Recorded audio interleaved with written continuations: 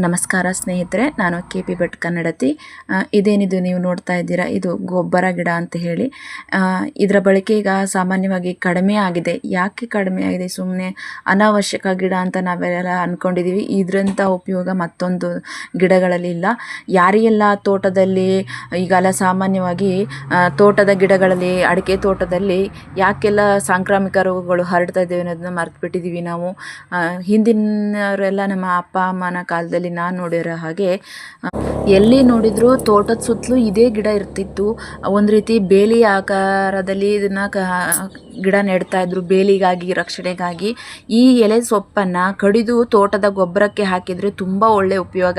ನಾವು ಯಾವುದೇ ರೀತಿಯ ಹೆಚ್ಚಿನ ಗೊಬ್ಬರದ ಅವಶ್ಯಕತೆನೇ ಬೇಡ. ಈ ಎಲೆ ಕೊಳಿತು ಸೀದಾ ಅಡಿಕೆ ಬೇರುಗಳಿಗೆ ಹೋದರೆ ಇದರಿಂದ ತುಂಬ ಒಳ್ಳೆ ಬೆಳೆ ಬರ್ಬೋದು, ಬೆಳೆ ತಗೋಬೋದು. ಮತ್ತು ಈಗ ಸುಮಾರಷ್ಟು ಸಾಂಕ್ರಾಮಿಕ ರೋಗಗಳು ಶುರುವಾಗ್ತಾ ಇದ್ದಾವೆ ಅಡಿಕೆ ಗಿಡಗಳಲ್ಲಿ.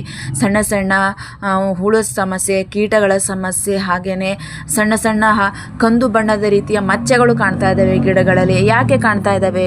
ಈ ಥರದ ಗಿಡಗಳ ಬಳಕೆ ನಾವು ಕಡಿಮೆ ಮಾಡಿದ್ದೀವಿ. ಸುಮ್ಮನೆ ಅನಾವಶ್ಯಕ ಸೊಪ್ಪು ಗಿಡ ಅಂತೇಳಿ ಬಿಟ್ಟುಬಿಟ್ಟಿದ್ದೀವಿ. ಹಿಂದಿನವರು ಸುಮ್ಮನೆ ಮಾಡಿಲ್ಲ. ಯಾಕಾಗಿ ಮಾಡಿದ್ದಾರೆ ಅನ್ನೋದು ಸ್ವಲ್ಪ ನಾವು ಅರ್ಥ ಮಾಡ್ಕೋಬೇಕು. ಆದಷ್ಟು ನಮ್ಮ ತೋಟಗಳ ಸುತ್ತ ಈ ರೀತಿಯ ಗಿಡಗಳನ್ನು ಬೆಳವಣಿಗೆ ಮಾಡಬೇಕು. ಇದನ್ನು ಇಂಗ್ಲೀಷಲ್ಲಿ ಗ್ಲಿರಿಸಿಡಿಯಾ ಅಂತಲೂ ಕರೀತಾರೆ. ತುಂಬ ವಿಶೇಷವಾದ ಗಿಡ ಇದು. ಆದಷ್ಟು ನಿಮ್ಮ ತೋಟಗಳ ಬದಿಯಲ್ಲಿ ಬೇಲಿ ಆಕಾರದಲ್ಲಿ ಬೇಕಾದರೂ ನೆಡ್ಕೋಬೋದು. ಇದು ಯಾವುದೇ ರೀತಿಯ ನಿಮ್ಮ ತೋಟದ ಪೋಷಕಾಂಶಗಳನ್ನು ಎಳ್ಕೊಳ್ಳೋದಿಲ್ಲ.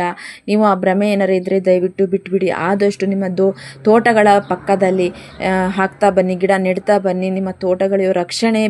ಹಿಂದೆಲ್ಲ ಈ ಥರದ ಸಮಸ್ಯೆ ಯಾವುದೂ ಇರಲಿಲ್ಲ.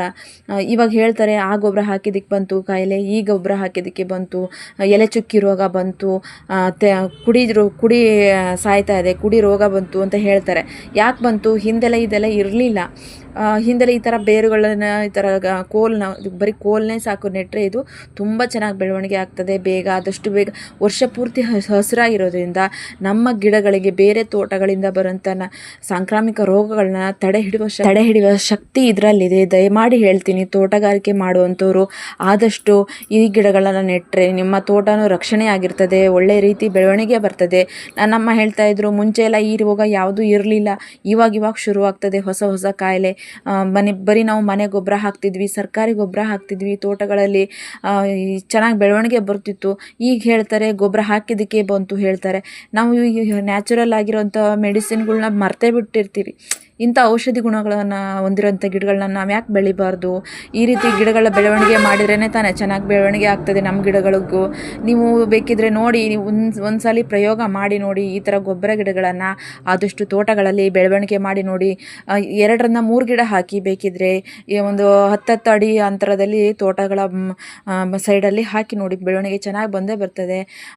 ನಮ್ಮ ಹಿರಿಯರು ಸುಮ್ಮನೆ ಮಾಡಿಲ್ಲ. ಈ ರೀತಿಯ ಆಯುರ್ವೇದಿಕ ಗಿಡಗಳನ್ನು ಸುಮ್ಮನೆ ಬೆಳೆದಿಲ್ಲ. ಇದು ನೋಡೋಕ್ಕೆ ಇದರ ವಾಸನೆ ಎಲ್ಲ ವಿಷಪೂರ್ತಿನೇ ಆಗಿರುತ್ತದೆ. ಕೀಟಗಳು ತೋಟದ ಒಳಗೆ ಹೋಗೋ ಮುಂಚೆ ಈ ಗಿಡಗಳ ಮೇಲೆ ಬಂದು ಕೂತು ಹೋಗ್ತವೆ. ಹಾಗಾಗಿ ಎಷ್ಟೇ ಕ್ರಿಮಿಗಳು, ಏನೇ ಕೀಟಗಳು ಬಂದ್ರೂ ಈ ಗಿಡ ಸೆರೆ ಹಿಡಿತದೆ. ನಮ್ಮ ತೋಟಗಳ ಮೇಲಾಗುವಂಥ ದುಷ್ಪರಿಣಾಮಗಳನ್ನು ಕಡಿಮೆ ಮಾಡ್ತದೆ. ಸ್ನೇಹಿತರೆ, ದಯಮಾಡಿ ನಾನು ಕೊಟ್ಟ ಈ ಸಣ್ಣ ಮಾಹಿತಿ ಈ ವಿಡಿಯೋದಲ್ಲಿ ನಿಮ್ಗೇನಾದರೂ ಇಷ್ಟವಾಗಿದ್ದರೆ ದಯವಿಟ್ಟು ಸಬ್ಸ್ಕ್ರೈಬ್ ಮಾಡಿ, ಒಂದು ಲೈಕ್ ಕೊಟ್ಟು ನೋಡಿ. ಫ್ರೆಂಡ್ಸ್, ನಾನು ಈ ಗಿಡದ ಬಗ್ಗೆ ಇನ್ನಷ್ಟು ಹೇಳೋದಿದೆ. ಆದಷ್ಟು ನಾನು ವಿಡಿಯೋ ವಾಚ್ ಮಾಡ್ತಾ ಇರಿ. ಕಾಮೆಂಟ್ ಮೂಲಕ ನನಗೊಂದು ಉತ್ತರ ತಿಳಿಸಿ. ಒಳ್ಳೆಯದಾಗಲಿ.